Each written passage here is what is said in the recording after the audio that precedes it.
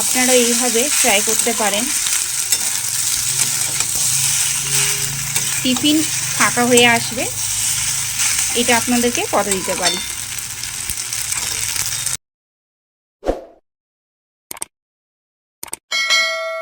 করে নেওয়ার জন্য জলটা বসিয়ে দিয়েছি, জল গরম হয়ে গেছে।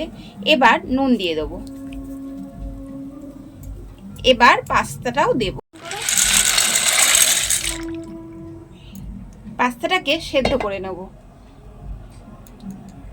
তার জন্য কিছু সবজি আমি কেটে নিয়েছি, চলুন দেখিয়ে নিই। 2 কোয়া মতন রসুন কুচু কুচু করে নিয়েছি, একদম ঝিঝির করে কেটে নিয়েছি। পেঁয়াজ কুচি, কাঁচা লঙ্কা যে যেরকম ঝাল খান, বিনস, গাজর, ক্যাপসি। আর পাস্তাটাকে ভালো করে নুন দিয়ে সেদ্ধ করে ঠান্ডা জলে ধুয়ে নিয়েছি। কি সুন্দর দেখুন ঝরঝরে হয়েছে, এরকম ঝরঝরে হলেই পাস্তাটা খেতে ভালো হবে। চলুন এবার রেসিপির দিকে যাই। পরিমাণ মতন সাদা তেল কড়াতে দিয়ে গরম করে নিলাম। তারপর রসুন কোচাটা দিয়ে দিলাম। রসুনটা ব্রাউন হতেই তারপর দেব পেঁয়াজ। এবার পেঁয়াজ কুচি আর কাঁচা লঙ্কাটাও দিয়ে দিলাম।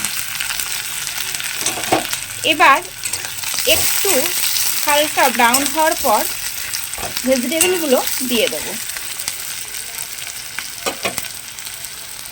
এবার সব সবজিগুলো দিয়ে দেব। এবার এটাকে আমি ঢাকা দিয়ে ভালো করে ভেজে নেব। ঢাকা না দিলে সেদ্ধ হবে না, ঢাকা দিয়ে দিলে সেদ্ধ হয়ে যাবে। তারপরে ভালো করে ভেজে নেব। দেখে নিই সবজিটা সেদ্ধ হয়েছে কিনা।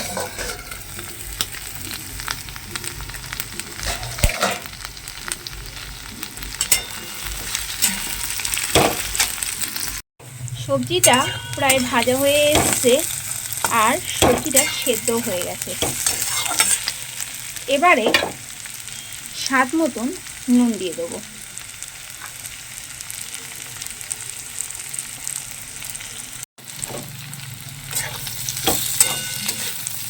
নুন দিয়ে দিলাম সবজিটার মধ্যে। আমি পাস্তা সেদ্ধর সময়ও নুন দিয়েছিলাম, তো বেশি আর লাগবে না। এবার পাস্তাটা দিয়ে দেবো।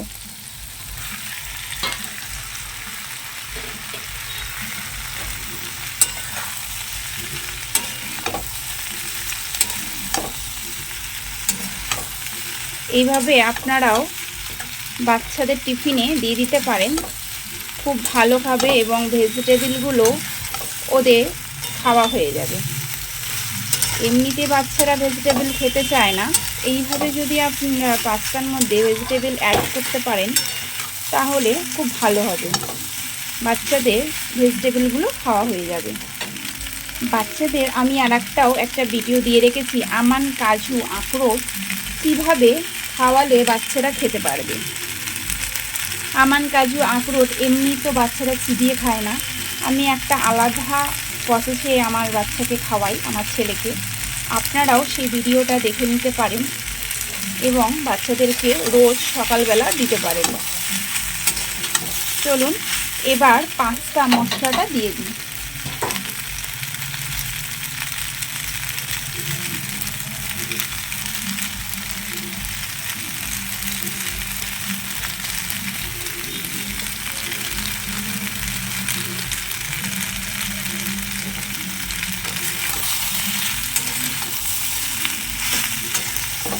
তেলের পরিমাণটা আমি একদমই কম দিয়েছি, যেহেতু বাচ্চা খাবে তাই। আপনারা ওই কম তেলে এইভাবে পাস্তা করে নিতে পারেন। আর পাস্তাটা খেয়াল করে দেখুন যে কি সুন্দর ঝরঝরে হয়েছে, একটার সাথে একটা লেগে যায়নি। অনেক সময় পাস্তা ঠিকভাবে সেদ্ধ হয় না, আপনারা যাদের পাস্তা ভালোভাবে সেদ্ধ হয় না তারা নুন তো দেবেনই, নুনের সাথে অল্প করে 1 চামচ মতন সাদা তেলও দিয়ে দিতে পারেন। তারপর সেদ্ধ হয়ে গেলে জল দিয়ে ঠান্ডা জলে ধুয়ে নেবেন, তাহলে আর নরম হবে না। আর আমি একটু এগ মেয়োনেজ দিয়ে দিলাম। মেয়োনেজটা দিলে দারুণ টেস্ট হয়। এবার একটু ভালো করে নিয়ে নেব।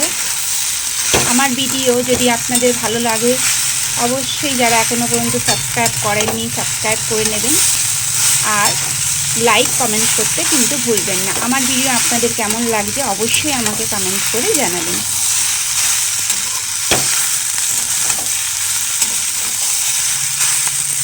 খুব সুন্দর একটা গন্ধ ছেড়েছে, দারুণ হয়েছে গন্ধটা। আপনারা এইভাবে ট্রাই করতে পারেন। টিফিন ফাঁকা হয়ে আসবে, এটা আপনাদেরকে কথা দিতে পারি। বাবুরও টিফিন বক্স করে নিলাম, গুছিয়ে নিলাম। এইদিকে বাবুর পাপারও টিফিন বক্সটা গুছিয়ে দিলাম। এইভাবে আপনারাও একদিন অবশ্যই ট্রাই করবেন, আশা করি ভালো লাগবে। আর বাবু রান্না করতে করতেই বাবু বলল, মাম্মাম আমাকে একটু দেবে? আসলে এইভাবে পাস্তাটা ভীষণ ভালো লাগে, ভালোবাসি খেতেও। আপনারাও আপনাদের সন্তানকে করে দেবেন, খুব ভালো খাবে। আমার ভিডিও যদি ভালো লেগে থাকে অবশ্যই লাইক কমেন্ট করতে ভুলবেন না। নমস্কার, সুস্থ থাকবেন, ভালো থাকবেন। আমাকে একটু দেবো খাওয়ার বাটি।